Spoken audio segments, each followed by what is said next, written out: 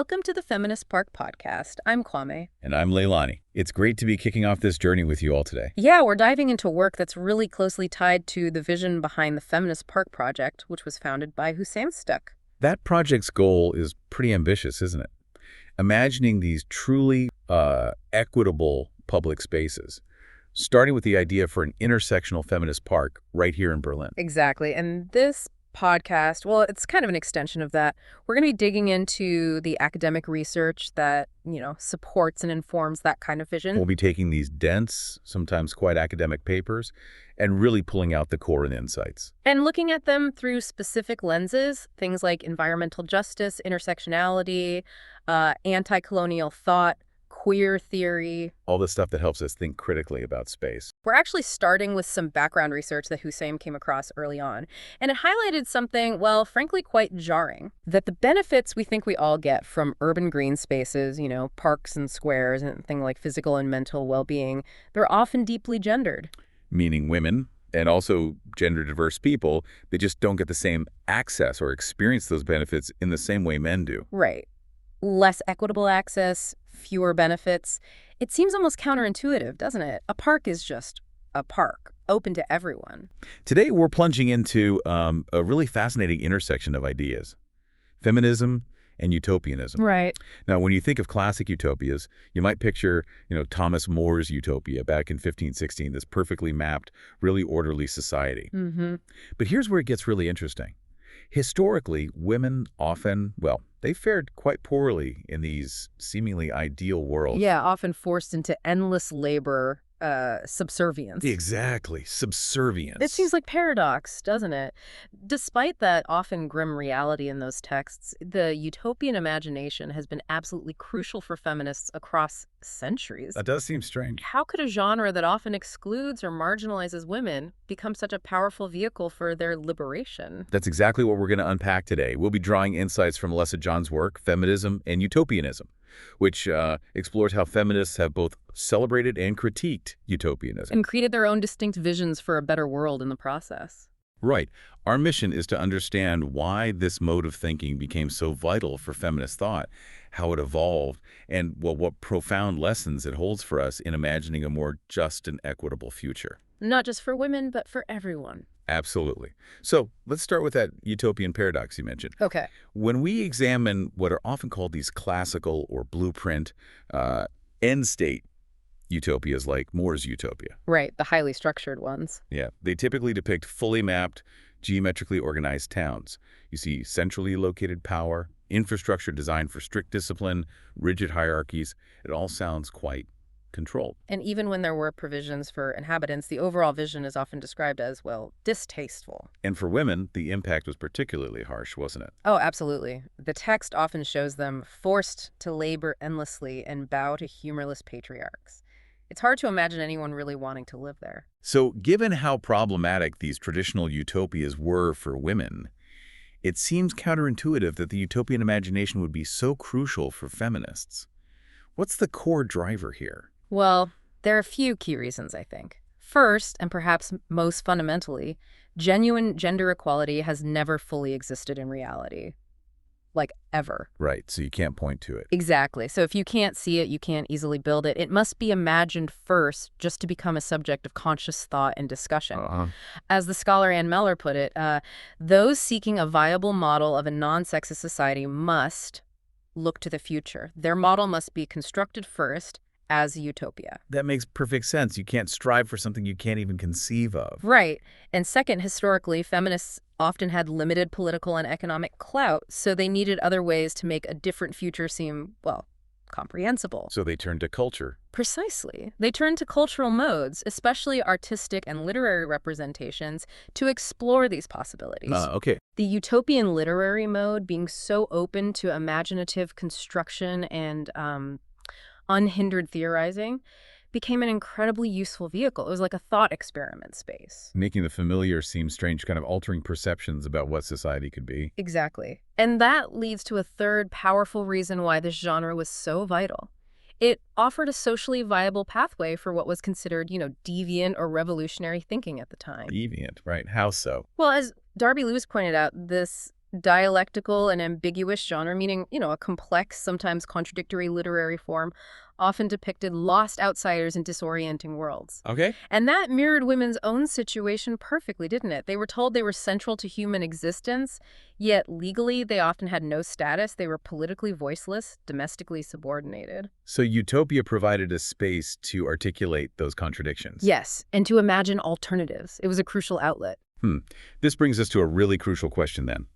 If traditional utopias were so problematic, how did feminist writers actually transform the genre, to serve their own ends? Good question. What distinguishes their visions from those classic, often patriarchal models? That's where we see a really fundamental shift.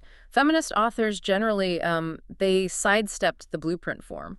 The static, fully planned, ideal society. Right. They moved away from that to privilege what's called a process, or reproductive, or sometimes critical model of utopia. And this isn't just a modern thing. Not at all. It actually characterizes feminist utopian writing from way back in the late Middle Ages, right up to today. You see it in Christine de Pizan, centuries later in Ursula K. Le Guin, even before what we think of as the modern women's movement. So this process-oriented approach, it isn't about a static, perfect society, but something much more dynamic, evolving. Is that right? Exactly. Think of it maybe like a simple graph.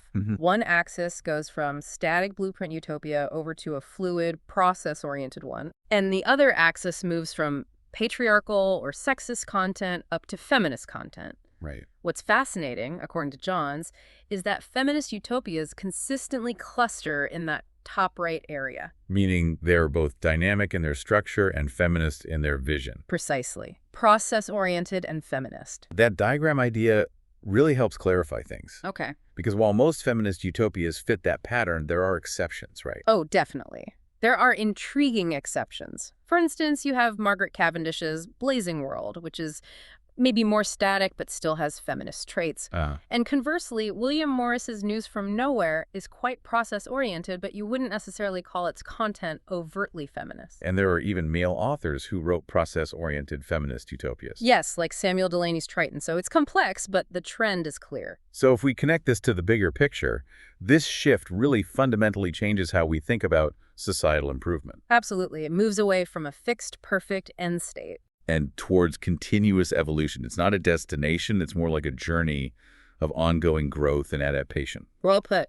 Okay, so now let's explore the 5 consistent features Johns identifies that really give feminist utopianism its distinct process-oriented character. Where should we start? Let's start with the first and maybe the most pervasive feature. The absolute centrality of education. Education, okay. Education and intellectual development are just central, both for individuals and specifically for women's empowerment. That makes so much sense, doesn't it? Because historically, women had far less access to education than men. Exactly, and they rightly saw this lack of access as absolutely key to their subordinate status. The question kept coming up. If women's minds are just as keen as men's, why are they denied the means to develop their intellects? You see this emphasis showing up repeatedly then. Oh, constantly. Early works like Mary Estelle's Serious Proposal to the Ladies back in the late 17th century. She envisioned female monasteries focused on cultivating the soul, theology, philosophy, friendship. Wow, back then. Yeah, and later, Sarah Scott, in her 18th century novel Millennium Hall, described these quite elaborate school systems for girls of all classes. Education as a pathway to freedom. And then you get to someone like Mary Wollstonecraft. Right, in the radical spirit of the Enlightenment. In her Vindication of the Rights of Woman from 1792, she passionately called for public co-education for boys and girls. Aiming for more rational relationships, better citizens. Precisely. And you can fast forward centuries to Ursula K. Le Guin's The Dispossessed in the 1970s. The protagonist, Chevek, teaches himself languages, challenging the very idea of intellectual property, because knowledge is meant to be shared. It's not just about formal institutions either, is it? It's also education through reading, through conversation. Absolutely. Sarah Fielding, in The Governess, showed characters having these proctored discussions about didactic stories. And Mary Hamilton, she emphasized reading lists, even designed an octagonal library in her Munster village. An octagonal library. Yeah. Highlighting education's sort of reproductive power on society and future generations. It's remarkable how consistent this thread is across centuries. It really is. And even just conversation becomes this powerful educational tool. Yes. Wollstonecraft saw everyday spaces like coffee houses, tea tables, salons, as potentially utopian spaces where women could increase their knowledge, challenge norms. And you see the flip side in dystopian works, too. Definitely. Like in Margaret Atwood's The Handmaid's Tale, it starkly illustrates the power of education by showing books outlawed. The narrator illicitly devouring words, playing Scrabble, it's portrayed as this profound act of resistance. Wow. What's truly profound here, I think, is this consistent feminist vision that education isn't just about accumulating facts. It's the fundamental tool for self-realization, for societal transformation, for dismantling oppressive structures. A radical act of liberation. Exactly, spanning centuries of writing. That's a powerful point. And it seems tied to a particular view of human nature, which you mentioned is the second salient feature. Absolutely. Feminist utopian authors generally embrace a view of human nature as malleable, adaptable, social, rather than fallen or rigidly determined. So unlike someone like Thomas More, who saw human nature as inherently flawed and needing external checks. Right. Feminists tend to see people as at least partially alterable from within.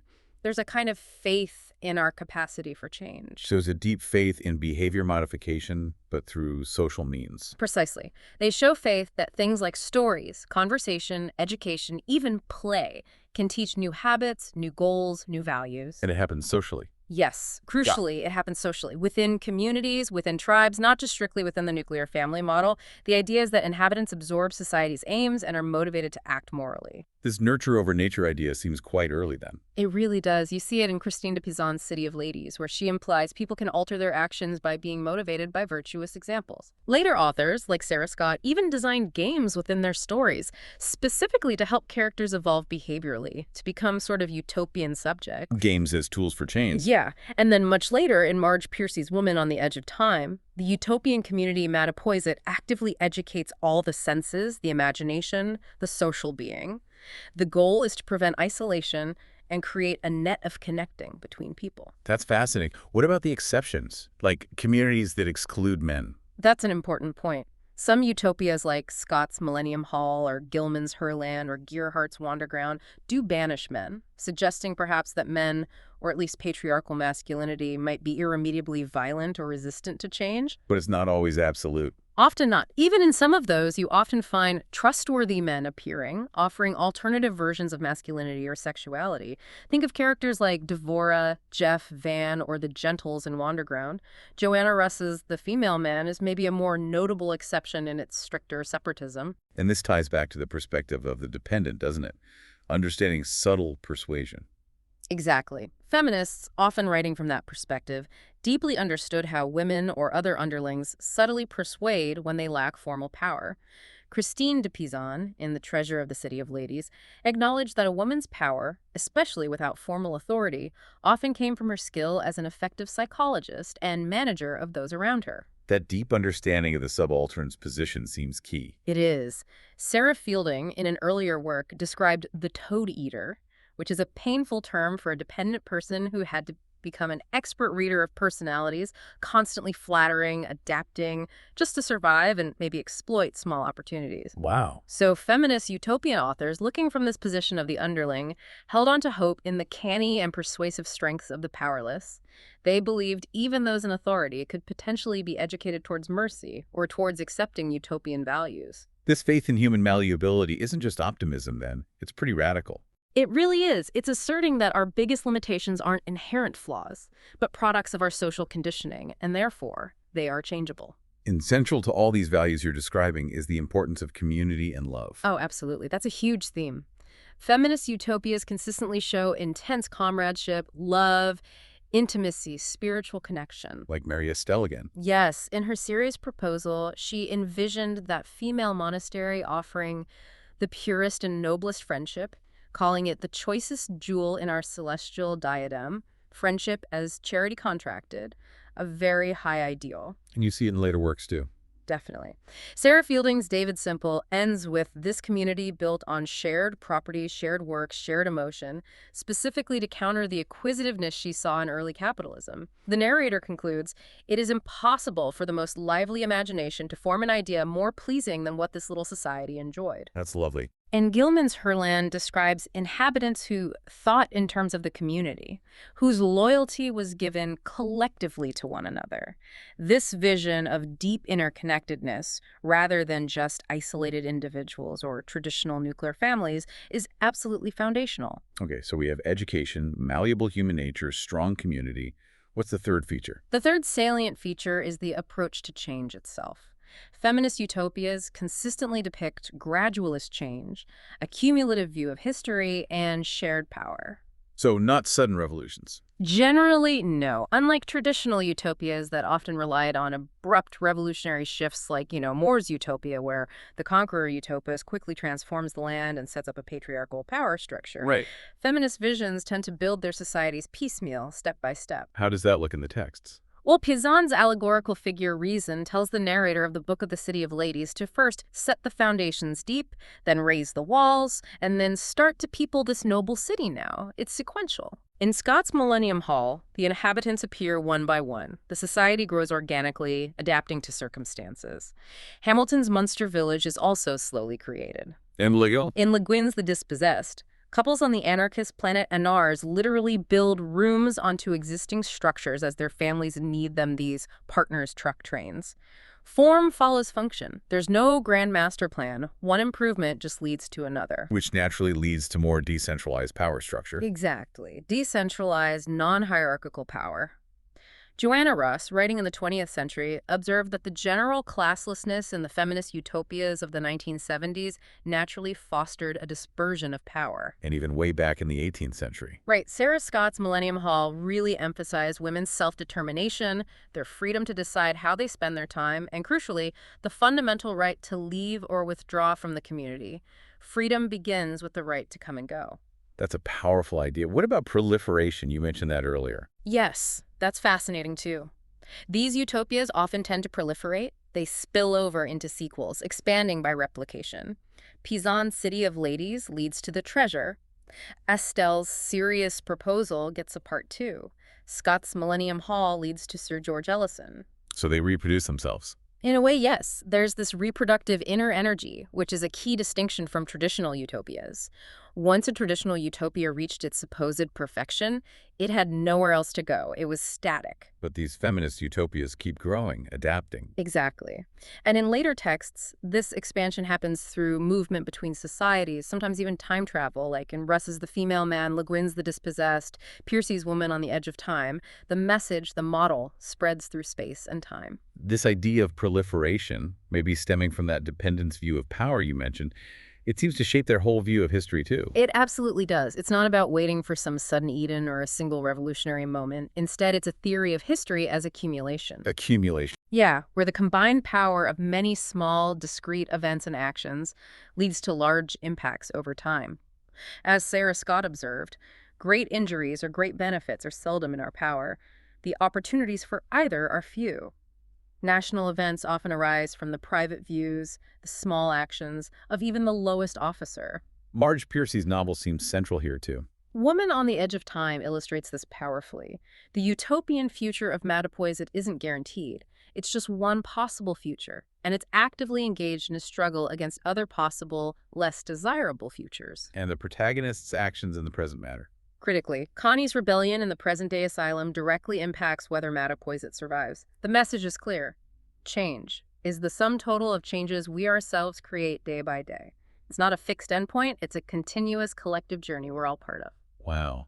That emphasis on gradual, cumulative change driven by distributed power and this belief in ongoing evolution, it feels very distinctive and hopeful, actually. It is, and it connects to the fourth salient feature, a dynamic view of the environment.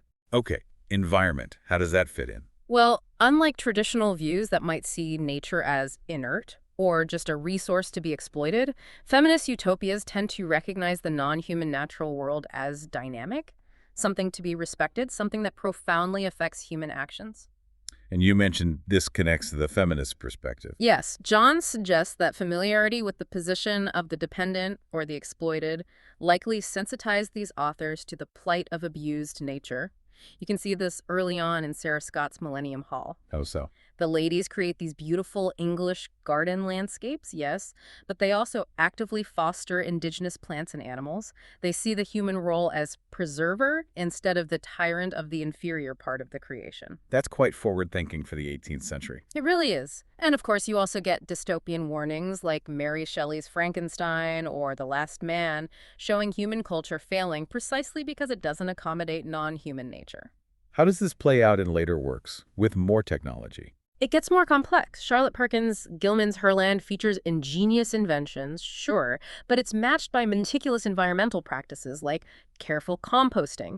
The principle being everything which came from the earth went back to it. A circular economy, basically. Exactly. Now, there are early exceptions, like Mary Bradley Lane's Misera, which had a very optimistic, almost naive view of technology, seeing it as benign, teaching humans how to make her nature obey us. But that's not typical. Not really. A more common, nuanced view comes through in Piercy's Woman on the Edge of Time.